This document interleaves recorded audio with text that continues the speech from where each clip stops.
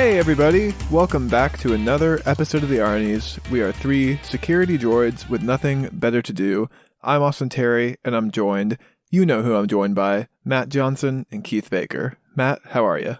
Feeling good. It was a long day at work, so I'm a little sleepy. I feel like one of those weird purple slimy mind things. It has its tentacles wrapped around me. Oh no. Well, you do know a side effect of that is you might go insane. Well, yeah, that's what they say the side effect is, but then as long as somebody says one thing to you that sounds familiar, you're totally fine. Are you a pilot? I am. I'm good. Okay, I know exactly who I am. And there he is. That's our other host. That's Keith. Keith, how are you? I'm doing Keith, good. A.k.a. Saw Gerrera, you might say. He's our resident Gerrera. Is that because of his shaved head? Jin, save the dream!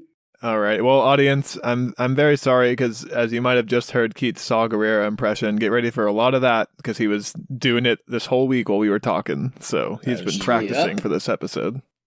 And welcome, everybody. If you're a first-time listener, we are the Arnies. This is a show about movies, TV, and gaming, and really everything in between. You caught us on a week where we're in our Star Wars series, and this week we are talking about Rogue One, a Star Wars series. This is the film in the franchise that I think the opinions across the three of us may differ the most. I've said it before, and I'll say it again. This is my favorite Star Wars movie in the franchise, and I can't wait to break it down. Matt, give us some thoughts so we can get to the episode.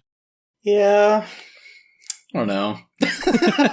I saw this in theaters. I haven't seen it since. So it was good to watch it again for sure, just to kind of see if I still felt the same way after, I guess, like 4 years at this point.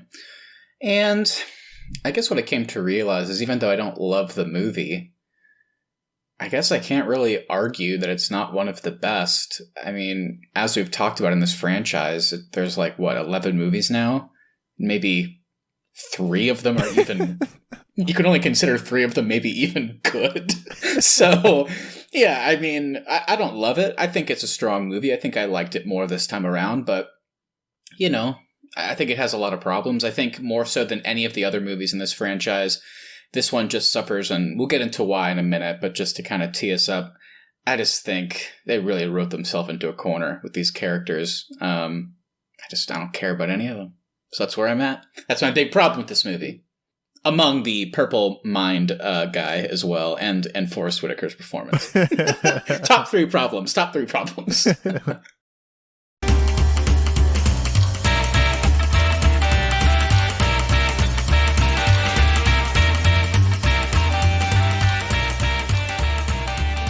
Alrighty, well, let's get into our movie facts.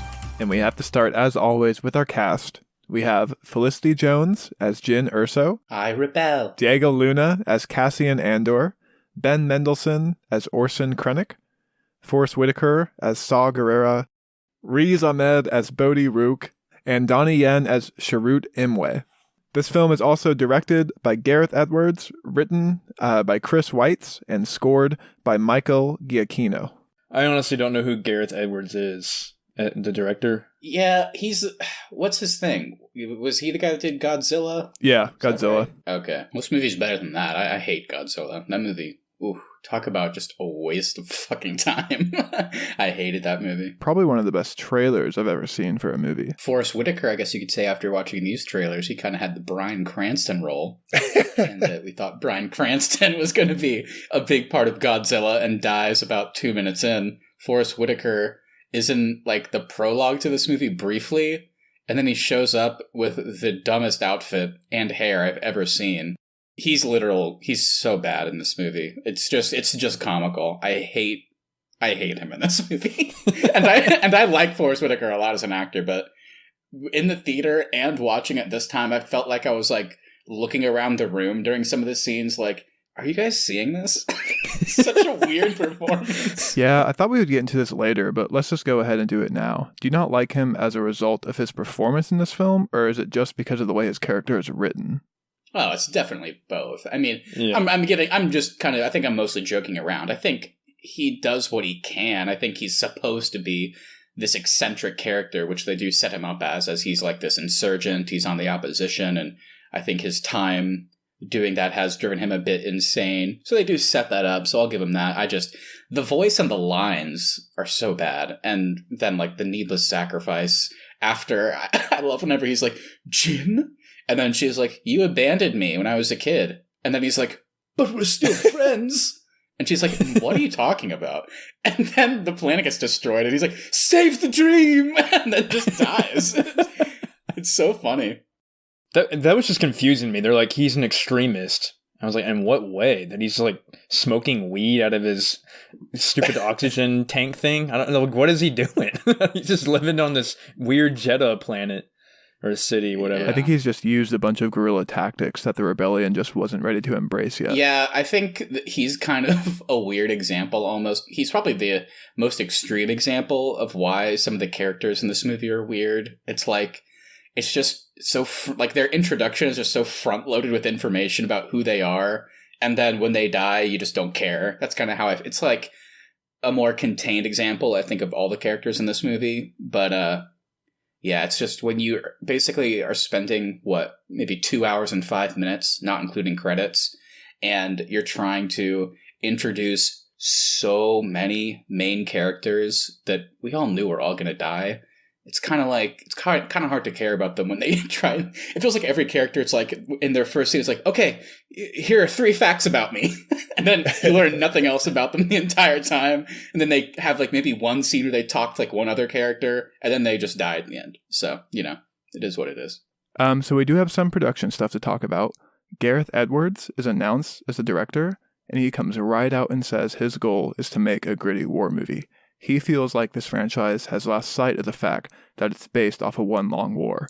So he's going to do his best to make a gruesome war movie that just happens to be set in the Star Wars franchise. So wait, his problem was that was his problem, that it was the whole franchise is based on a really long war? No, so he feels like this whole franchise has lost sight of the fact that really everybody is embroiled in this overlapping war. So he wants to focus on like the smaller characters of like, why is somebody in the rebellion, or why is a governor a loyal Empire soldier? He wants to focus on like individual motivations. Yeah, I mean this one definitely touched on, we'll say, the main characters of the franchise. So I mean, you get to see the behind the scenes of the actual rebels fighting. So I get what he's saying. I do think this film does do a really good job of establishing what it's like to be just like a normal person living amongst all this, like all the cities. Like, everything just here feels really lived in, like the shots of the stalls in the cities or the people fleeing whenever a skirmish breaks out. And I think it's just a really grounded take on Star Wars, which may be why I like this film so much. Yeah, can agree with that. So with this production, we also have to talk about the reshoots. Yeah, this was like the first movie where everybody started freaking out about the term reshoots, I feel like. So it's not actually this film that starts the panic about reshoots. Suicide Squad had actually come out right before this, and as everybody may remember, Suicide Squad was the film that got all the crazy press about the reshoots, and then, that film comes out and we start seeing all the articles of all the meddling that Warner Bros. Did in that film in post-production. So all that comes out about Suicide Squad, and then that's when people start panicking, when the articles start coming out about Rogue One having heavy reshoots. However, it does seem like the reshoots in this film may have actually worked out in its favor. It's estimated up to 40% of this film was reshot, and Tony Gilroy was actually brought in to help write and oversee some of these reshoots. And he actually went on to earn a screenplay credit, which apparently after the director's cut is screened is like super unheard of to really get another credit like given to someone else. Yeah, that's what I remember hearing as well. I don't know what scenes specifically were reshot. I just remember, like, whenever you go back and look at the trailers, I guess some people were upset because the original trailers seemed to have a way cooler shot. It seemed to imply that the final battle may have played out differently. So I don't know what was reshot, but everything you just said I remember hearing. So it would be interesting to actually know what they changed. And yeah, so like you said, we don't actually know what was reshot for this film.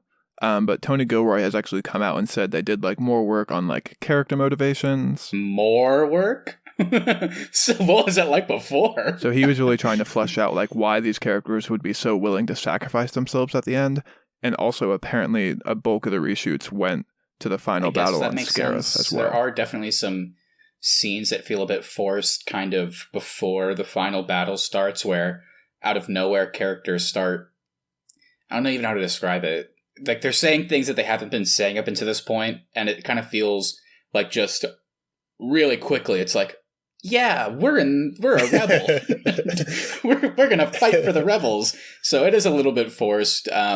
But you know, I did appreciate it more on this watch. I think even though it is so fast and some of it is kind of laugh worthy, how some of these characters just out of nowhere are apparently gonna go on this suicide mission, I do think it does work for the most part. So Tony Gilroy has also been clear to say that like him and Gareth Edwards worked very closely on these reshoots and that like they got along great.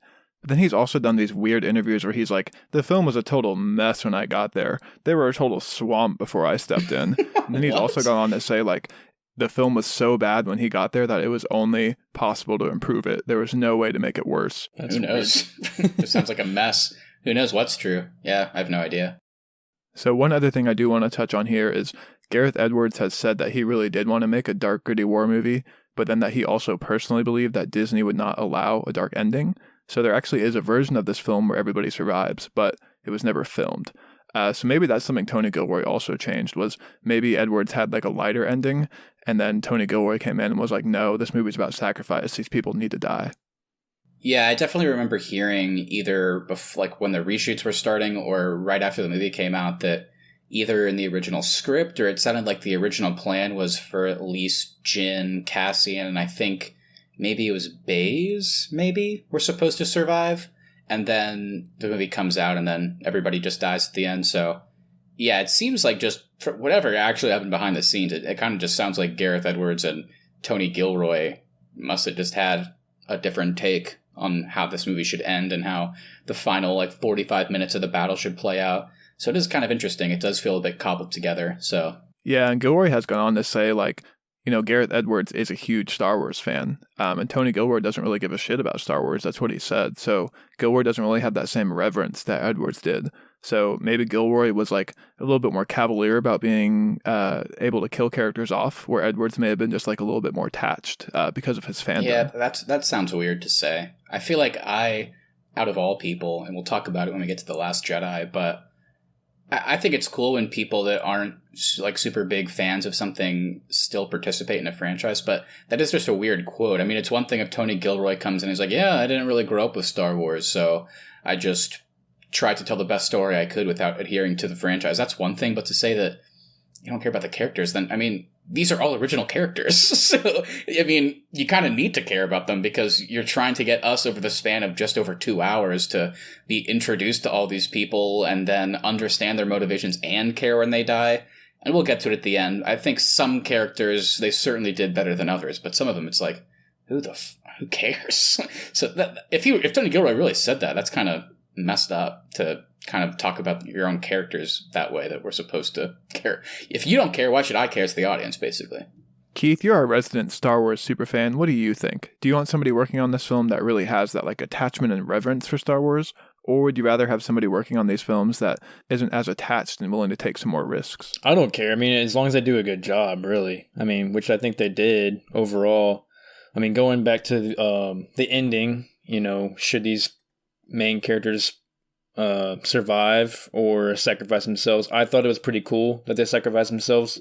That's something you don't really see in a lot of the other Star Wars movies, so I think that's why it made this movie unique. Well, it is actually funny, though, because I kind of mentioned a second ago, but Keith's point that he just made is it's basically the perfect tease for 2 weeks from now when we do The Last Jedi, because that's what people talk about with Rian Johnson. He's somebody that's a lifelong Star Wars fan, but also somebody that felt that the series needed to be taken in a different direction and was okay with doing that. So it'll be interesting to see how we feel about it on, you know, this viewing. It's also, I guess this would be the perfect time to bring it up, but I think they just really, and I mentioned it at the very beginning, but they had a tough job with this movie, man. I know apparently the concept for this movie had been around for a long time, you know, doing something about the rebels stealing the Death Star plans, but dude, it's one thing to make a prequel where, kind of like, you know, with the Star Wars prequels, we know what's going to happen. We're introduced to a young Anakin Skywalker, and he can seem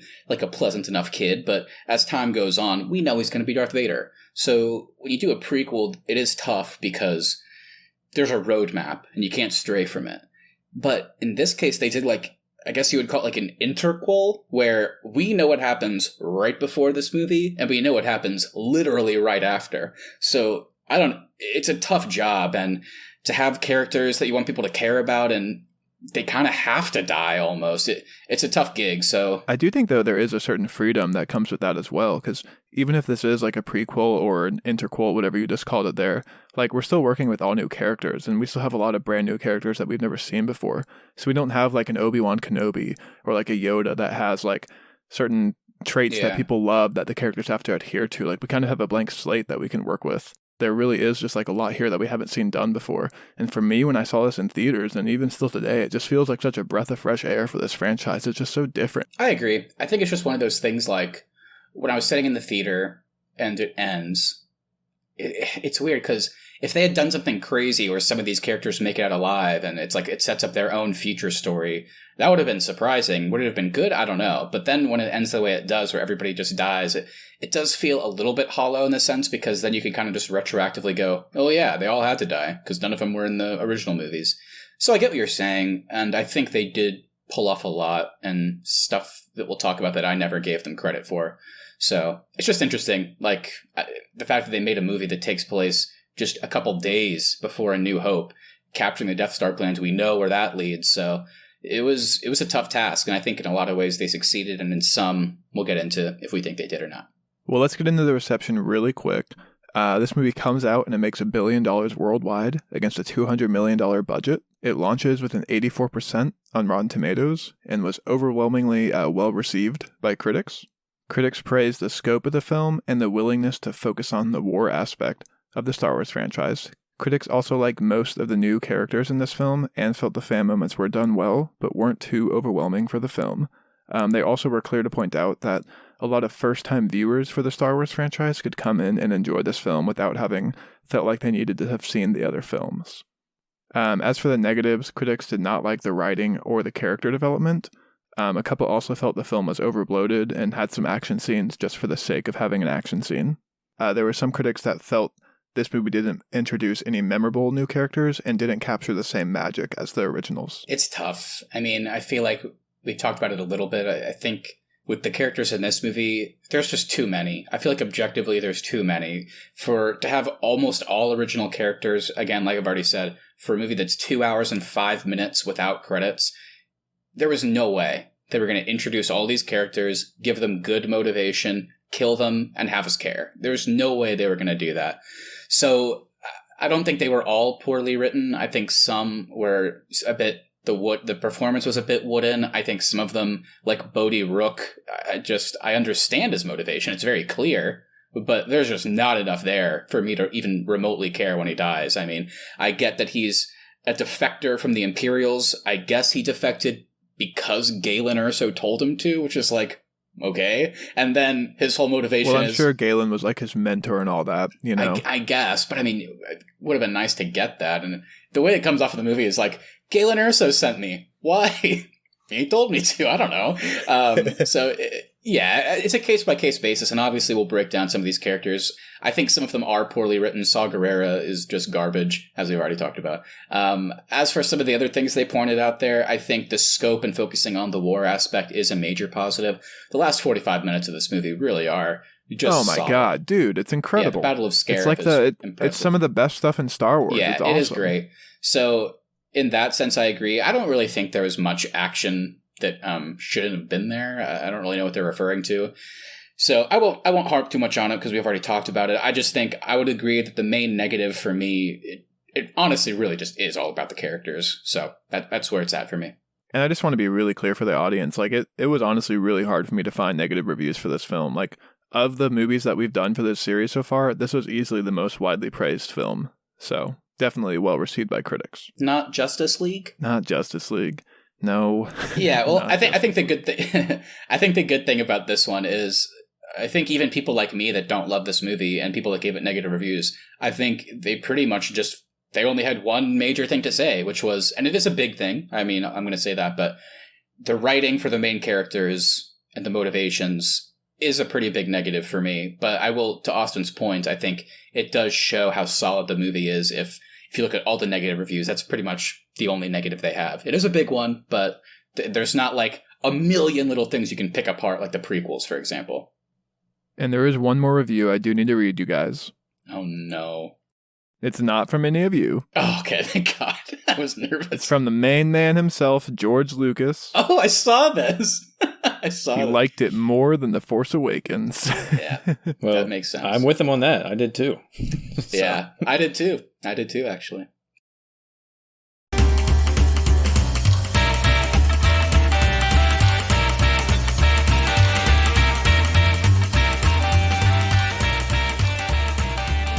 All right, enough of that production stuff.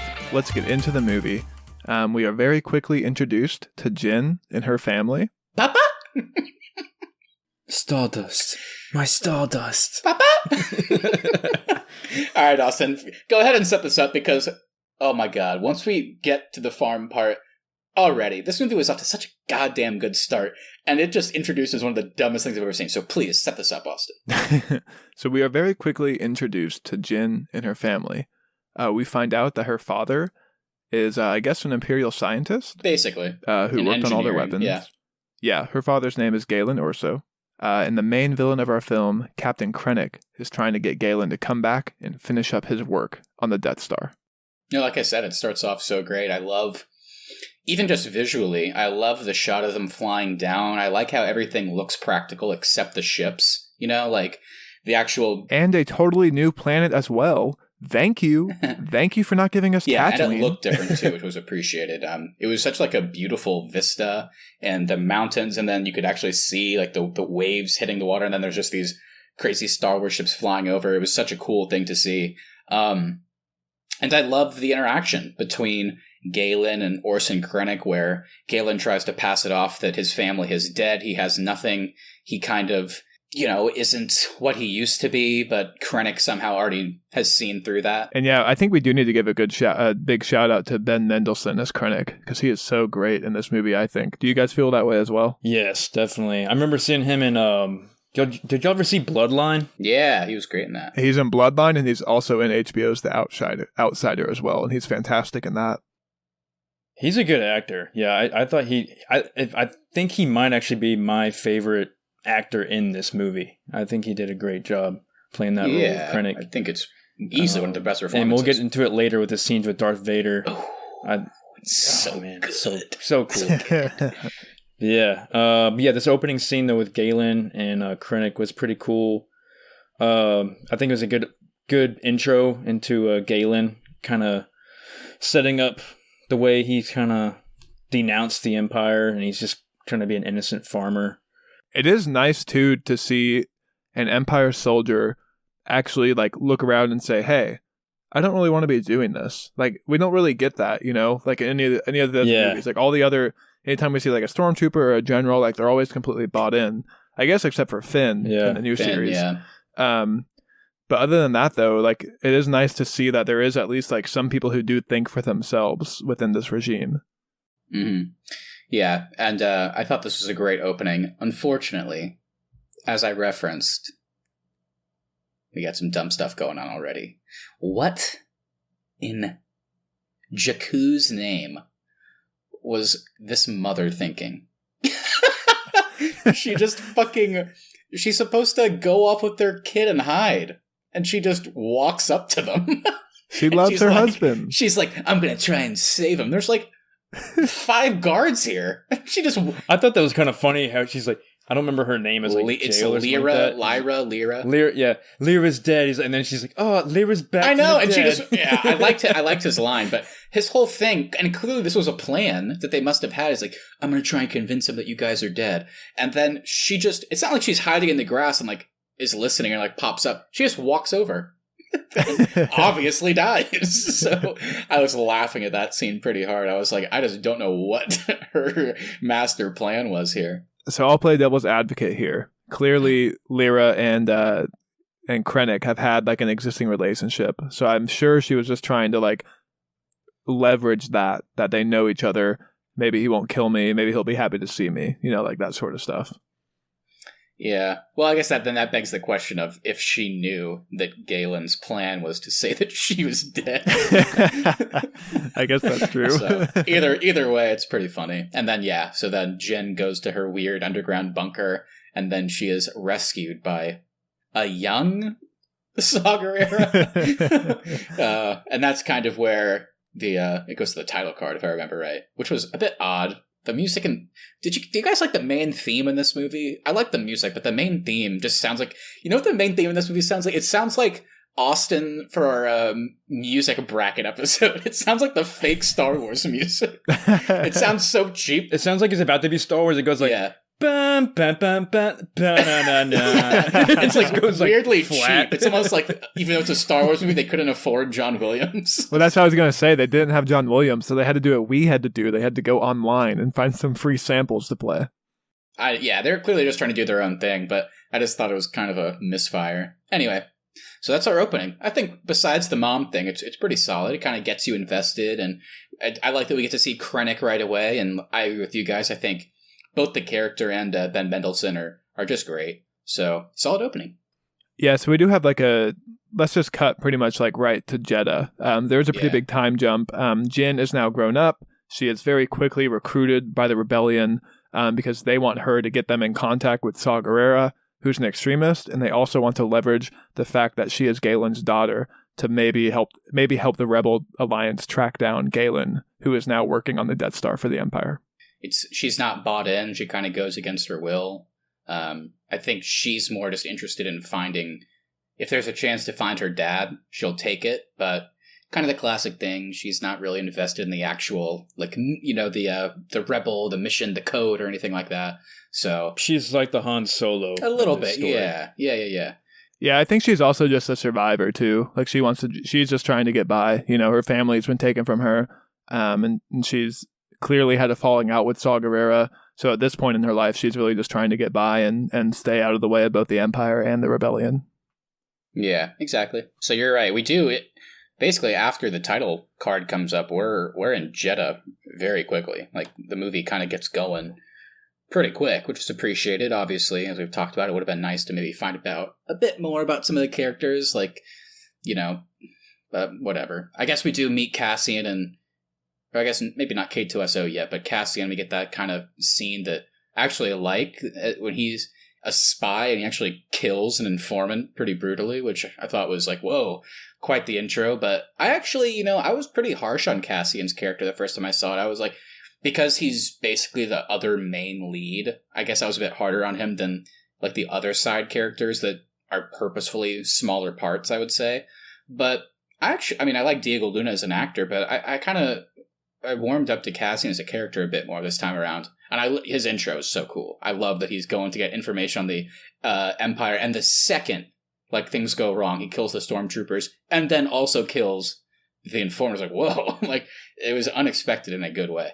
And I don't know if this line is in reshoots or if it was in the original movie. And I've already mentioned it once, but I do think that line later on where he goes, "I've been in this war since I was 6. I think that line is one of the best lines in this movie because it helps you better understand Cassian's motivations. He's been doing this forever. It helps you understand like why he's willing to so easily kill this informant because he'll do whatever it takes to get the rebellion to be moving forward because he has no love for the Empire at all. And he's been doing this for so long, he's just been worn down by this war. Yeah, and like he tells Jid in that same scene, you know, it must be nice to be able to choose when you believe in something.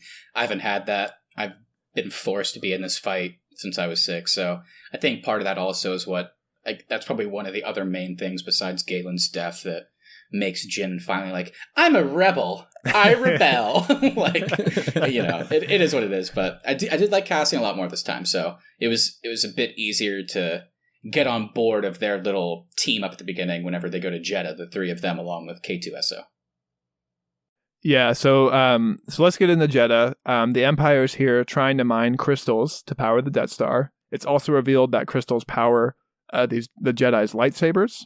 So I guess these must be really powerful sources of energy. Mm-hmm. Cassian and Jin are coming here to try and get a meeting with Saw Gerrera, whose base is also on Jeddah, and Saw Gerrera's forces have been launching like raids basically on the Empire's forces. Yeah, I like the opening scene here when her and Cassian are going through the town, and they run into some troopers, and they run into Chirrut and Baze. I thought that was a pretty badass action scene.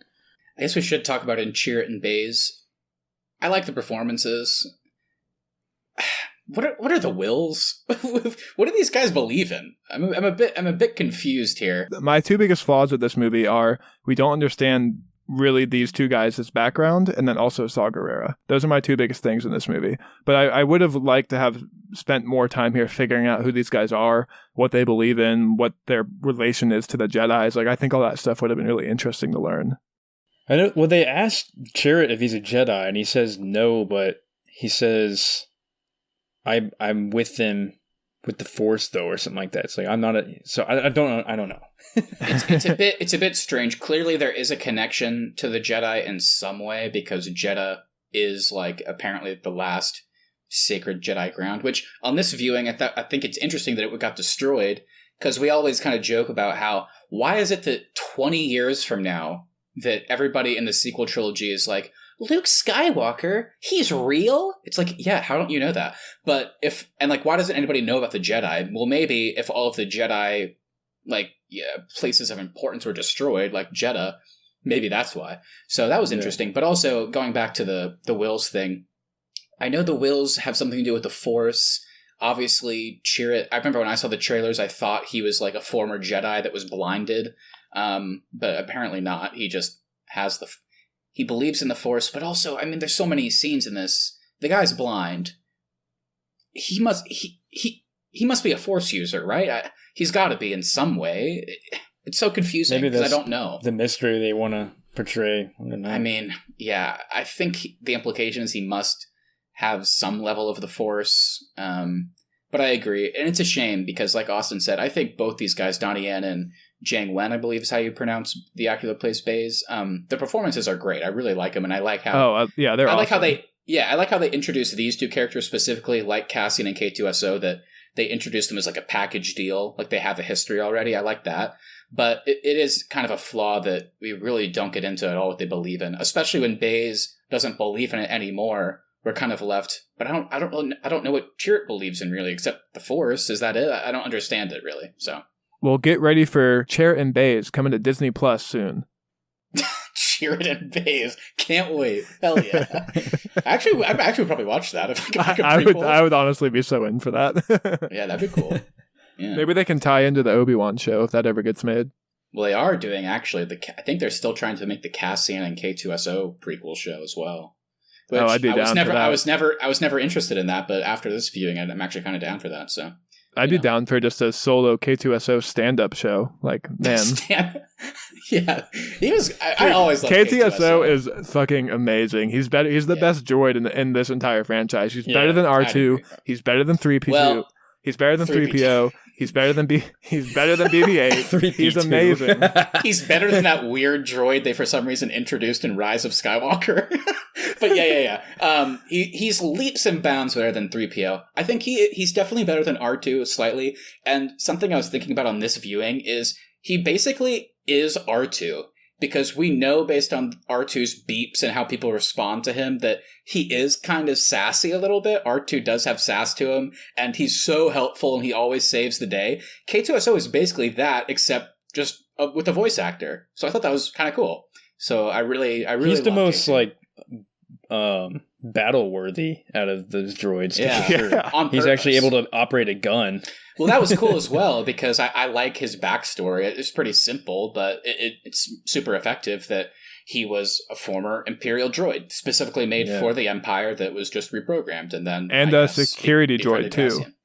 Yeah, so it makes sense that he actually is useful in a bit of a different way. He's not like R2 who will just drop a bunch of oil on the ground and then turn on his jet boosters and light people on fire. He just operates a gun like normal. So yeah, super interesting. Well, I was going to say one more thing. I just realized this is really chronologically the first time you see stormtroopers.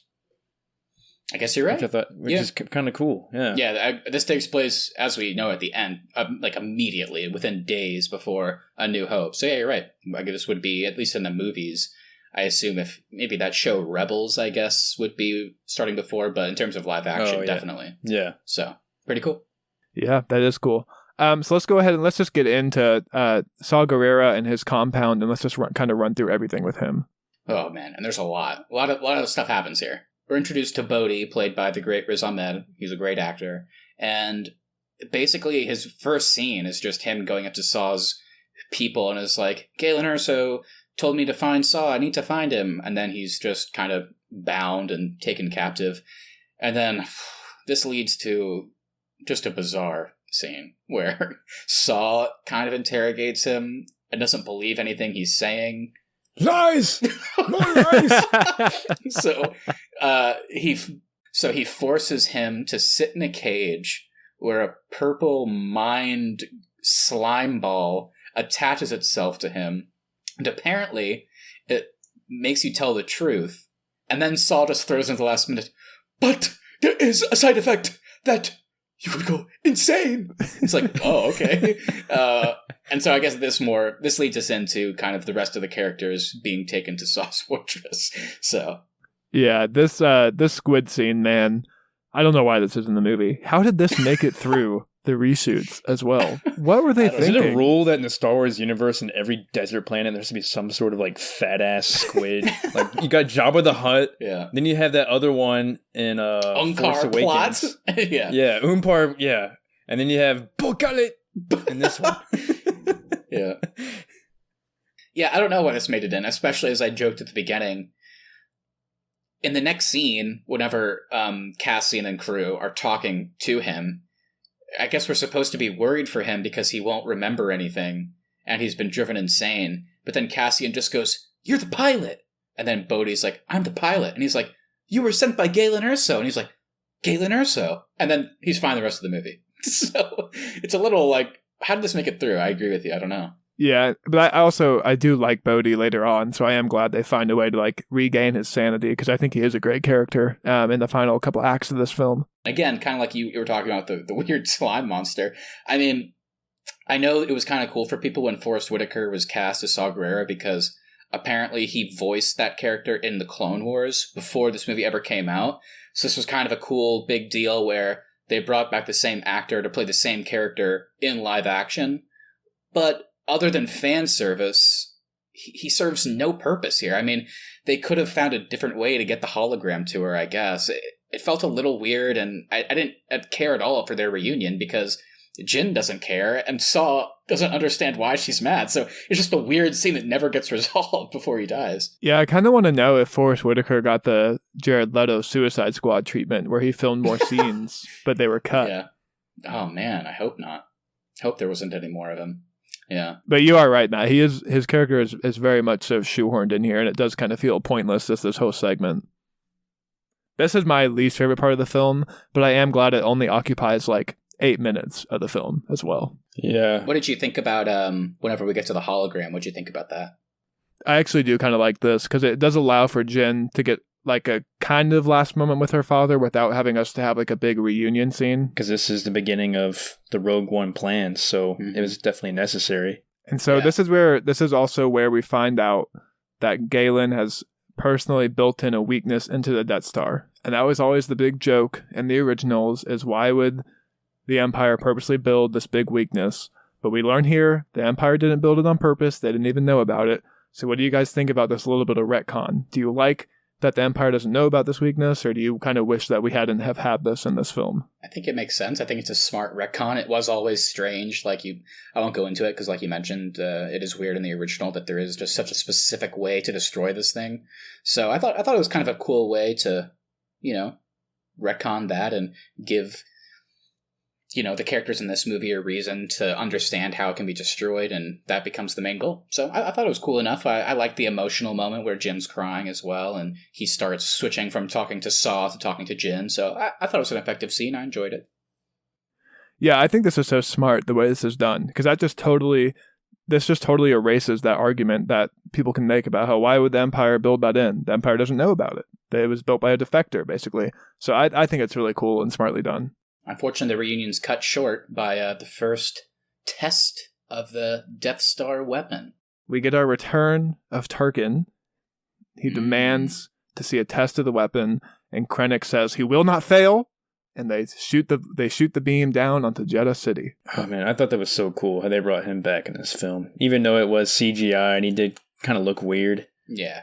They still did a good job with his voice and mannerisms. Yeah. So see, this maybe just be a thing with me because I didn't notice the Henry Cavill mustache, but I don't think he looks weird in this film. Oh, okay. I don't. I did this time watching. The first time I didn't because I think I hadn't seen the originals in a while. But now that I've watched the originals and then watched this one, like, oh yeah, you can definitely tell it's CGI. But yeah, doesn't take anything away. I mean, the guy's dead, so they did their best to bring him back. Yeah, I get it. I think it's one of those things a lot of people probably won't notice it unless, like Austin, he didn't notice the mustache until he looked at us side by side. It might be the same thing. You might not be able to visualize it until you look at them side by side. For me, it's just one of those things that as far as, CGI and effects technology has advanced, there's just certain things that just haven't been mastered yet. And the big one here, funnily enough, it is kind of similar to the Henry Cavill thing, is the reason that looks so weird is because they CGI'd out an entire mustache on his face. So his upper lip just never really moves. So it doesn't look natural. And Tarkin, I think he does, for the most part, look really impressive. It's just the one thing that's so glaring is that, like, the area above his lip just doesn't really move much when he's talking. So it's like his when he talks, his mouth only moves like down and to the side. So it just looks a little odd. But like Keith said, look, does it look weird? And as time goes on, it's going to look even worse and worse as technology advances. But again, this is something we mentioned at the beginning with putting this movie right before Episode 4. If you're going to commit to making this movie with these characters, Tarkin has to be in it. I mean, if you're doing this story that involves the Death Star and testing out the weapon and the main villain being a subordinate to Tarkin, I mean, there's no way he couldn't be in it. So I get it. It is what it is. It's not a big deal for me. I don't think it looks great, but it definitely doesn't ruin the experience. It's just something you kind of accept and move on. Okay, so our gang of misfits is forced to flee, but they do decide to go to Edu to try and reunite Jyn with her father, but secretly, Cassian wants to assassinate Galen for the rebellion as well. Yeah, well, remember, Cassian wasn't planning on assassinating him. He was told last second by the other commander, which I can't remember his name, remember he was taken aside right before they got on the ship. He's like, yeah, take him out. But we have learned that Cassian will do whatever it takes to accomplish it. Yeah, exactly. So he is going to do it. Up to this point still planning to go forward with the assassination. I thought Edu was pretty cool looking planet. Kind of reminded me of Camino, but with land. You know, just super rainy. Yeah, that's the great thing about this film is that we get so many new planets. And even though Jeddah is a desert planet, it doesn't feel like Tatooine. It feels like a totally different planet. So I'm glad that this is like kind of a world building movie. Yeah, they definitely did a better job distinguishing Jeddah from Tatooine than they did Jakku and Tatooine. Honestly, I've been thinking about it since we recorded that episode, and they honestly should have just made Jakku another city on the planet of Tatooine. Yeah. That could have worked. I would have been cool with that. But yeah, I like the kind of conflict in this scene. I like that we as the audience know going in that Cassian isn't trying to get, Jyn her beloved reunion and then to save Galen. He's going to try and kill him. So I like how there's, a difference of goal there. I don't have too much to say here. I like that we see another Krennic and Galen scene before, the end of this movie, because I really like the opening. So to see them kind of do another battle of wits, to say, it was pretty cool. And they did kind of joke earlier, but now at this point in the movie, Galen has kind of mastered lying, which he wasn't good enough at earlier. So he's kind of able to fool everybody. And until the end, when apparently Krennic knows about Bodhi and all that good stuff. So Galen kind of outs himself as the person that gave away the information. But before anything can really happen, the rebels drop a bomb on him, pretty much. Yeah. So, I was going to say, this scene definitely validates the ruthlessness of the Empire, because they do that firing squad on the scientists, and you think they were going to let them live because Galen confessed, but they ended up firing on them anyway. So Cassian sees Galen trying to defend these people as well, which causes him to hesitate. But the rebel bombing squadron is already in formation and starting their run. Yeah, and then Jyn just runs out into the open like her mother before her and just goes, "Father!" And it's like, what are you doing? Like, she's actually lucky that bomb dropped, because if it hadn't, she would have just been shot in the head by one of 1,000 people just standing there. So I thought it was kind of funny. They are forced to leave Edu, but KTSO has another sweet line where Bodhi shoots down some TIE fighters, and KTS goes, "You're a rebel now." Cassian told him to say that, though.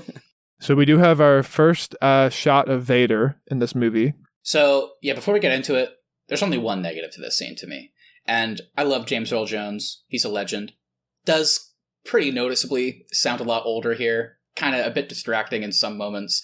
But I just didn't even care. Basically, I don't remember all the lines verbatim except one. But the whole purpose of this scene is Krennic's coming to him. It seems like they're on different pages. I think Vader thinks he's coming so that Vader can, like, punish him or something because Tarkin and Vader are on the same page. You know, they're both impressed by the Death Star weapon, but they're also both pissed that under Krennic's kind of watch, Bodhi was able to escape and Galen was able to send a message where it turned out there's a flaw in the Death Star. So, and this is so cool because Krennic thinks he's like hot shit, and he's just like, look, you know I fucked up, but you know, we'll figure it out. I mean, the Death Star, man, Death Star's pretty cool. Like, you like the Death Star? I like the Death Star. And then I like how Krennic's whole motivation here is he just wants an audience with the Emperor. I think he thinks if I just get to the top, if I speak to the main guy, then, you know, he'll understand, he'll give me a promotion, all that good stuff. And at the last moment, where Vader's like, I'm not going to even recognize the Death Star until you make absolutely sure that there's not a flaw in it. Yeah, he says, make sure the weapon is not compromised. Yeah, and he turns his back on Krennic, walks away, and then Krennic just has to have the last word. He's like, so it's still in my command. And then he just keeps on walking, and he's like, are you going to get the Emperor? And then the most badass choking scene in this entire franchise. So good. And Ben Mendelsohn also, the way he acts this, where he just kind of like slowly realizes that he like can't breathe, is so cool. Falls to his knees. And I know there's people out there that think this line is bad. It's not bad. It's Vader's great. like, be careful not to choke on your own aspirations. Ooh! That line was so badass. So awesome. I love it. That was iconic Vader right Vader's there. always been like a little... this is like the young Annie coming out. He's just having fun, baby. But Vader was kind of like this in the original. Like, I mean, he would choke people out for no reason, and he would like throw like shitty like one-liners at them. But this was awesome. I love this. And then he just fucking leaves him alone. He just walks away for Krennic to catch his breath. It's so good. Let's get into Scarif. Scarif is amazing. Yeah. Can we all agree on that? It's awesome. Yeah. It's probably the best part of the movie. Definitely. The rebels and our crew land on Scarif. They're in a stolen Imperial cargo ship, which lets them get all the way down to the surface. Jyn and Cassian sneak into basically the vault plans area, while the rest of the rebel forces on the ground are going to act as kind of a diversion to draw the Imperial forces away from Jyn and Cassian. Yeah, I thought that was cool how they choreographed that. And, Cassian line was make 10 men feel like 100, and which they did. That was cool how they set the bombs up and they were going from one little island patch to another. And credit to Gareth Edwards, who said he wanted to make a war movie. Yeah. Because this right here reminds me of Saving Private Ryan with the diversion and trying to keep the soldiers off of each other. And the scenes back on Jeddah City really remind me of Black Hawk Down with the close quarter stuff.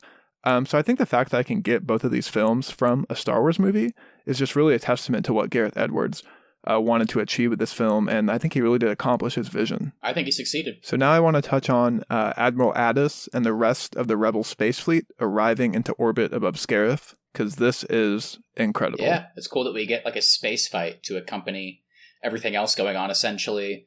The people on land are trying to accomplish a bunch of different tasks. They need to set up the comms tower. They need to get this master switch pulled. Bodhi needs to connect something. So the whole goal is they need to get the shield open. And then Jyn and Cassian need to get the actual plan itself. And then they're going to try and basically upload the data, make it go through the shield, and then the fleet can get it, essentially. So there's a lot of moving parts here. But for a while, like Austin mentioned, while the shields are closed, there's just this whole other badass fight going on above the planet, which was awesome. It was definitely the most visually spectacular and exciting space fight we've seen in this franchise to this point. Yeah, and I really think they do a good job here of so what are the best two movies in this franchise so far? It's Empire and it's Revenge of the Sith. So they take that awesome opening space sequence from Revenge of the Sith and they expand it and they let it play out in orbit above Scarif here. And then they take the ground sequence from Hoth and they expand it. So, the rebels are in the trenches, they're fighting, they're using their guerrilla tactics, and it's really effective. So they do a really good job of taking the best scenes from the best movies in the franchise and expanding them, making them visually pleasing, and letting them play out before our eyes in this final Scarif scene. Yeah, I think that's a good way to put it. Yeah, I definitely like the part in the space battle whenever one of the starships, the Imperial starships, loses power, and the rebel ship goes and pushes it into the other. Man, that was so cool how they did that. That's how they effectively open the shield, basically. And as Keith has talked about before, I think it looks a little silly, kind of Tarkin stuff, but for the most part, it's pretty cool how, again, since this is just days before A New Hope, if the Rebel fleet's going to be involved, you're going to have, the gold leaders, like the gold squadron, red squadron. So we do see cuts into the cockpit, and they use like the same people from 40 years prior that we would see in the cockpit while watching the original Star Wars. So it's a little bit blurry, it looks a bit weird, but it's pretty cool. You want to know something interesting about that too? That footage was actually scrapped when they were filming A New Hope, and Gareth Edwards found it in like a Lucasfilm warehouse whenever they're doing research for this film, and he was like, hey, we should use that in this movie. So that's where they got it from. Yeah, that's cool. Nice. Yeah. It's kind of crazy to think about that. There could just be old Lucasfilm warehouses sitting around just full of old content that got cut. Oh, I know. Who knows what's out there? Yeah. Keith, I'm sure you'd love to have a look in there as our Star Wars super fan. I would, yeah. Ew, why was that so creepy? Something sexual about that. Yeah, maybe there's more like... But you like to have a look in there, huh, Sonny? Ew. We can cut that out. No, don't. No, it's funny. We do, unfortunately, have to say goodbye to a lot of characters here. Basically everybody on the ground, but specifically Chirrut and Baze. Yeah, they do go. This is where Chirrut uses the Force here. I mean, literally everybody in their cover is getting shot in the head, and he just walks out and avoids every bit of fire and makes it to this master switch. It's cool, don't get me wrong, but I guess he must be a Force user in some capacity. But I like this scene. As we've talked about before, I think these performances from these two actors are solid, really good work. But some of the weaker motivations in the movie, just for the fact of we don't understand the wills in this movie. I'm sure there's books to read and other Star Wars media, but I don't know what they are. So I like Chirrut doing I'm the Force is with me, and then he hits the switch and then pretty quickly gets blown up. But where this scene really, I think, sings a bit is whenever Baze then walks up and kind of while his friend is dying in his arms, he kind of in a way, I guess you could say, regains his faith in a sense, and we get his badass death scene where now he's saying, I'm the Force is with me, and he's taken out some more guys before he ultimately dies as well. So even though I didn't really know much about these characters or their motivations, I do think they probably got maybe the best death scene. Yeah, I do really like this scene. I do think it's funny, though, how Chirrut goes, look to the Force, and you'll always find me. And then 2 seconds later, Baze is dead. It's like, he didn't have to look for that long. In the original cut, Baze must have survived, or the original premise, because based on that line, it feels like he should have gotten out. I feel like I heard that somewhere. I could be totally wrong, but yeah, effective scene, unlike Bodhi's death, which is almost comical, where he finally gets the thing set up because Chirrut's able to flip the switch, which means Bodhi can finally get the message to the Alliance, and then someone just chunks a grenade in the ship, and he stares at it, and then just the ship blows up. He had a solid amount of time to grab that and toss it. He did not take it.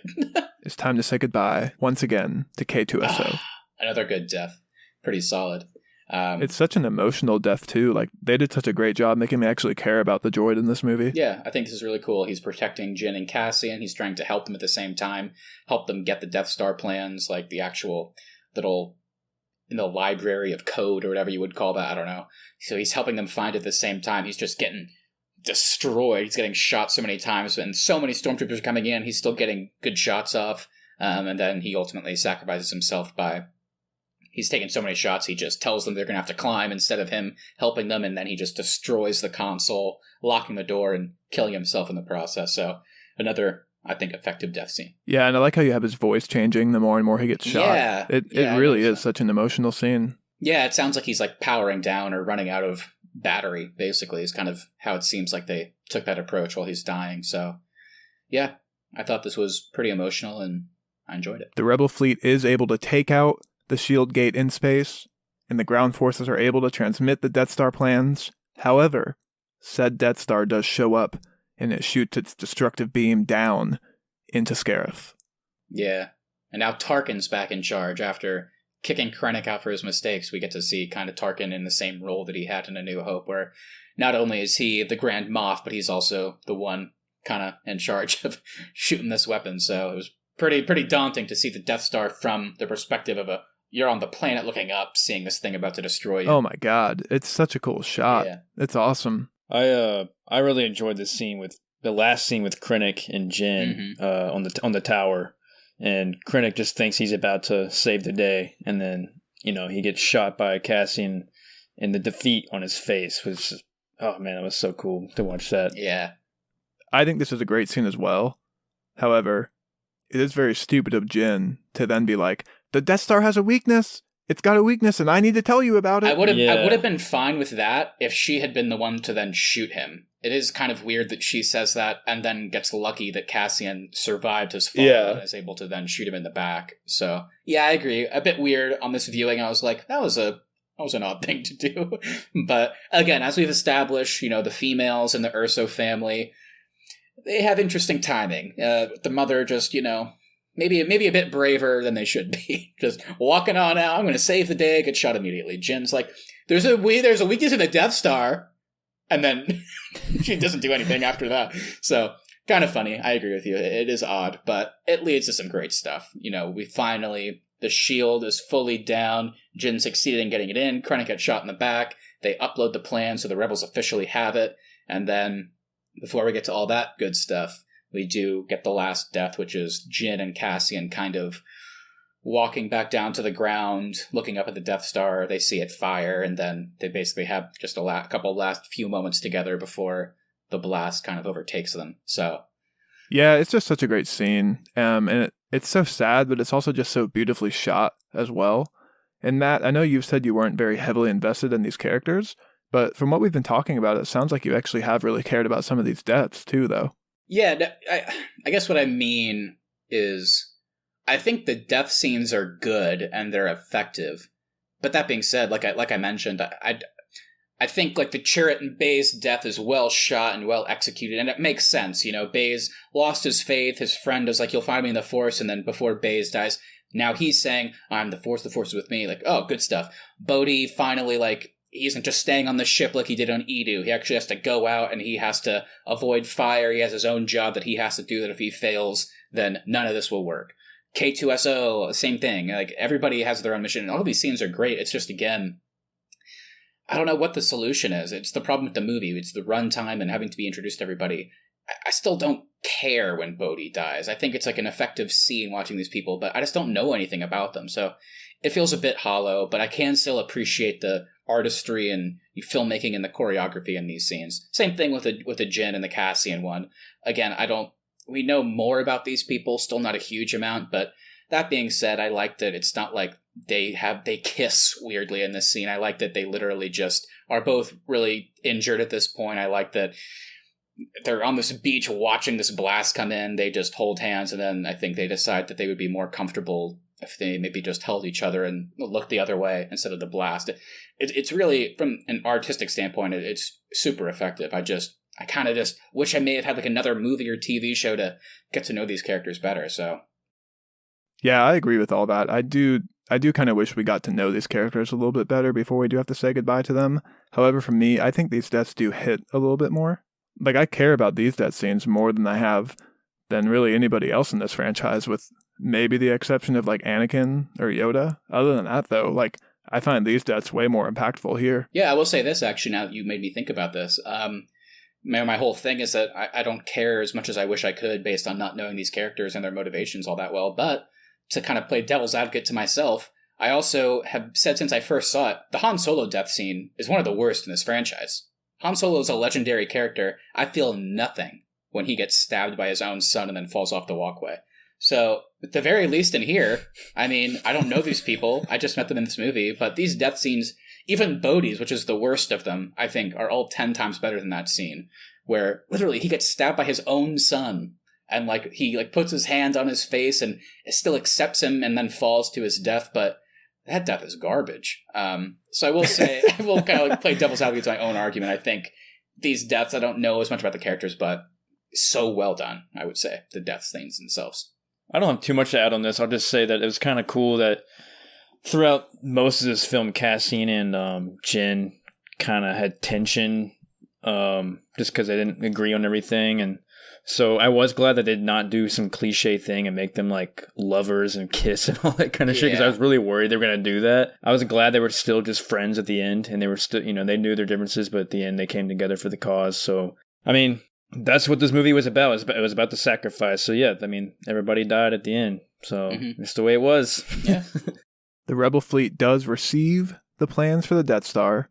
However, Vader is sent after that flagship, and we get one of the best closing scenes in this franchise. Oh man, I remember watching this in theaters, and when this scene came up, I was like, oh no, they didn't. I was like, yeah. Yeah, I completely That was agree. so cool. It's amazing, dude. It's like a horror scene almost. Like, it's terrifying when you see that lightsaber come up and all that smoke. They're just waiting with their guns, and it's pitch black, and then he just lights up his lightsaber, and he's just standing there. I was like, that is iconic Vader. Like, you might have said it, I mean, Empire is iconic Vader, but this was really one of the best Vader scenes throughout the entire franchise. Yeah, I remember when I was in theaters and they're just sitting there, we're hearing the iconic siren going off that we hear in like all the other movies, and then they're just staring into the darkness, and then you hear the breathing, then the lightsaber goes out. I remember specifically, the second his lightsaber goes out and illuminates the hallway, I thought it was going to cut to credits there. I thought that was going to be the end, because at that point we don't need any other information. We know that the rebels are going to get the Death Star plans, and we know what's going to happen. But when he popped the lightsaber, I was like, oh, that's badass. And I thought it was going to cut to credits there. And then he starts fighting. And look, let's get the obvious out of the way. Does it make sense that chronologically, a couple days later, he fights Obi-Wan, and it's the slowest fight scene anybody's ever seen? Of course not. It doesn't make sense. But I like that the director was just like, who cares? Let's just make Vader do what he does in the comics, the animated shows, the books that like everybody's been talking about for years. Let's show it. Dude, when he uses the Force, holds the guy on the ceiling, keeps walking, and then as he passes, flings his lightsaber backwards, cuts the guy's stomach open, drops him, pulls all the guns back. I was going to say, pulls all the guns. It's so good. You have the guy screaming like, help me, and then as the saber goes through the door. Guy just accepting, I'm probably going to get decapitated right now. So he just is like, he just passes the plans through the door, and then you see Vader stab through the door and open it. It's so badass. Yeah, you do have to give the actors that played the soldiers here credit too. Like, you could feel the fear in these guys for sure. And that last guy that had the card, he just screams, "Launch!" Yeah, he dives through the door. Launch! Yeah, no, it's an amazing cap off. I mean, it feels great. As we've talked about, they really wanted to do the whole war movie aspect, so it just feels appropriate that we would get like a proper Vader scene. And again, even though chronologically we still have a lot of Vader left, this probably is, I would assume, the last time we see him in live action, unless they do like a weird dream sequence in the Obi-Wan show. So I think they kind of knew this is probably one of the last times we'll see him. So let's just go out with a bang. Let's make him look like he should look. I kind of wish maybe it had ended with Vader standing, watching the ship fly off, and then it cuts to his face, like he's standing in open space. Probably a good last shot, as opposed to, we talked about Tarkin and kind of accepting that. I like seeing Leia. It makes sense. I feel like they spent less money on her than they did Tarkin. Maybe because Tarkin was more of a main character, so they were like, we need to put more money into this. The Leia thing was weird. She's under bright white light the entire time, and when she turns around, it's odd. They hold on it too long also. The whole thing's weird, because then if she had a badass line, that would have been cool. Instead, it's like, what does this mean, princess? And she's like, her lip is like quivering because of the CG. She's like, oh. It's like, oh, okay. So for me, it's fine. I was like, I agree. I'm giving it shit. Yeah, it is fine, but it's just one of those. I wish it would have ended with Vader just standing over watching them fly off. But it sets up for the New Hope. Yeah. I guess whenever he eventually gets to that ship. Yeah, like literally, there, like probably minutes from this moment in real time, he catches up to her, and then he gets him basically. Yeah. So. Yeah, we do get that shot of Leia, and the credits roll.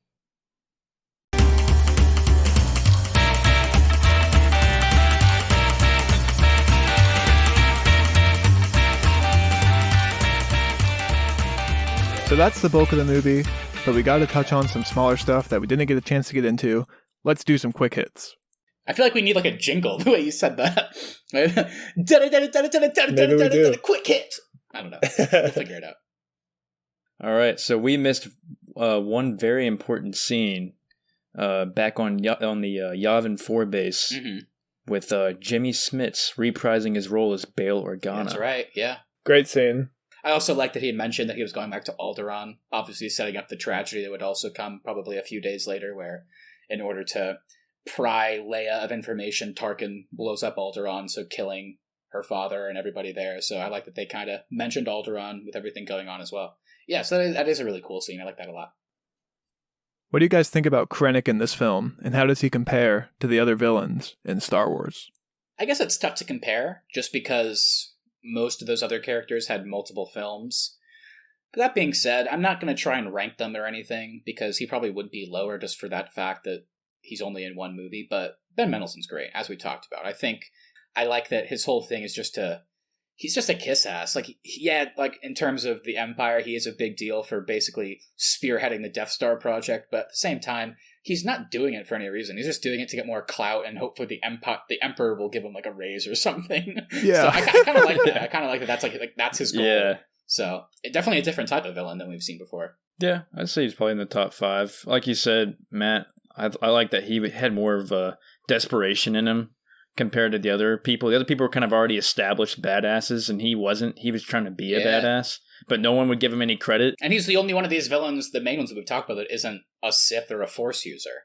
So, like, you can compare him to Tarkin in A New Hope, I guess, like, in that sense. And Tarkin was already established at that point. So he's trying to rise up, basically.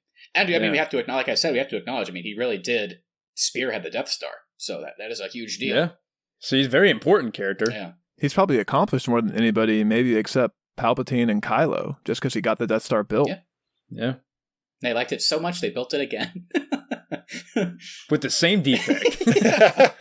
An even worse one. Like, at least in A New Hope, it was just a little hole that you had to shoot a torpedo down. In Return of the Jedi, you could fit like 1 billion ships in there and just fly to the center and blow it up. Well, then in The Force Awakens, they built a planet-sized hole in there as well. Yeah, exactly. And Han Solo fell in it. So we didn't really have a chance to touch on this and really just call it out, but the visuals in this film, I know they get praised in every Star Wars movie, but in this film especially, they're just so spot on. There's just so many great one-off shots, like the Star Destroyer above Jeddah City, or the Death Star above Scarif, like we touched on, or even just like all the X-Wing TIE Fighter shots in the space battle. Like, there's just so much here. This honestly may be the most visually impressive Star Wars film, I think, for me. Yeah, I think all the movies are shot extremely well and choreographed really well, but yeah, this one's on a different level for me. I think the lighting in this movie is just superb. I think the use of real world locations and turning them into like these cool, Star Wars planets, like Scarif is, like a real place in the Maldives. I think that they just kind of made look the way it does. But yeah, the way the choreography and the battle scenes and everything, the way it's shot, even just scenes where characters are talking feel like there's more care put into like where they put the camera and stuff as opposed to other films. So yeah, it certainly has a distinct visual style that makes it extremely watchable for sure. Yeah. And just with the way this is shot too, you really do just get such a sense of the overwhelming presence of the Empire. Yeah. They do a good job of like pretty much in every scene you feel the Empire's presence, whether it's like something in the background or a panning shot. Like, the Empire just always has a presence on frame in this film to an extent that I don't think they really focus on in the other movies. I agree with that for sure. Okay, let's get into our rankings. We got to rank the films that we've watched so far for the podcast. And I'll start us off this week. I'm going to go Rogue One, The Empire Strikes Back, Revenge of the Sith, The Force Awakens, The Phantom Menace, Attack of the Clones, A New Hope, and lastly, Return of the Jedi. And guys, I don't know how Rogue One doesn't end up at the top of your list, especially if it's of the films that we've seen so far. Rogue One is third on my list, so I guess I'll just say my list. Whoa. I'll go... I didn't expect that. Empire, number 1. Revenge of the Sith, number 2. Rogue One, number 3. New Hope, number 4. Phantom Menace, Return of the Jedi, Force Awakens. Dang, you think The Force Awakens is that bad that you're putting it below Return of the Jedi? I remember that was like one of our most shocking rankings yet. Whenever Keith ranked it last. I just really don't like that new trilogy. I know. I just really don't like Return of the Jedi. So here's my list as it stands. I'm sure this is going to change every week, just depending on my mood. But I feel confident in the top two, at least. The top two, I don't think are going to change. Or are they? They will. So my number one, and I'll be straight up. Austin said there's no way Rogue One shouldn't be number one. And I actually kind of agree. It should be number one. I can't get past the characters. So number one for me. Wait, you just talked about how much you love the characters in this movie. No, I talked about the entire time that I wanted to, but I didn't. I don't know. Here's what I know about these characters. I know their names, and I know one thing each of them did, and then they die. I like their death scenes. I like some of the dialogue, but I want to love this movie. I want to love these characters, but I just think they shit the bed in terms of writing these characters. So number one is Empire, just for the fact that I love Luke, Han, and Leia, and Vader. Number two is Rogue One, so it moved up in my estimation on this viewing. Number two is a good spot. It's higher than where Keith put it. Number three, I'm going to put Revenge of the Sith. Number four is Force Awakens. Number five, A New Hope. Number six, The Phantom Menace. Number seven, Return of the Jedi. And number eight, and this one's going to stay number eight, is Attack of the Clones. So that's where my ranking's at right now. All right. Well, there we have it. We've got a couple different lists. We'll see how they change for the rest of the series. But before we get out of here, we've got to do our podcast awards. This is a segment where we give an award for literally anything. It can be anything. Keith never knows the rules, but it's time for the awards. Let's get into it. Okay, I got one. It's something I mentioned earlier. I'm going to give the Secret Stoner Award to Saul Guerrero. I'm pretty sure he was smoking some ganja out of that weird oxygen pipe he had. Yeah. Just the way he was like... he would just like get this like satisfied look on his face after he would take his away. Yeah, okay. I agree. So that was good. All right, Austin, it's your turn to give an award, and keep in mind you can't give we know these characters are apparently so precious to you, so you can't give an award to all of them. Just keep that in mind. I'm going to give the Should Have Been Mark Hamill's Acting Coach Award to K2SO. What? No. No. Why? The performance K2SO gives in this film, he's charming, he's heartwarming, he's funny. The entirety of his performance is better than anything Mark Hamill has done in this franchise so far. Shout out to Alan Tudyk. Yeah, Alan Tudyk. Shout out. He was great. Okay, Matt, take us home. Get us out of here. What's your award tonight? Okay. This one's been interesting because, again, I've only seen this movie once before, and I really didn't like it.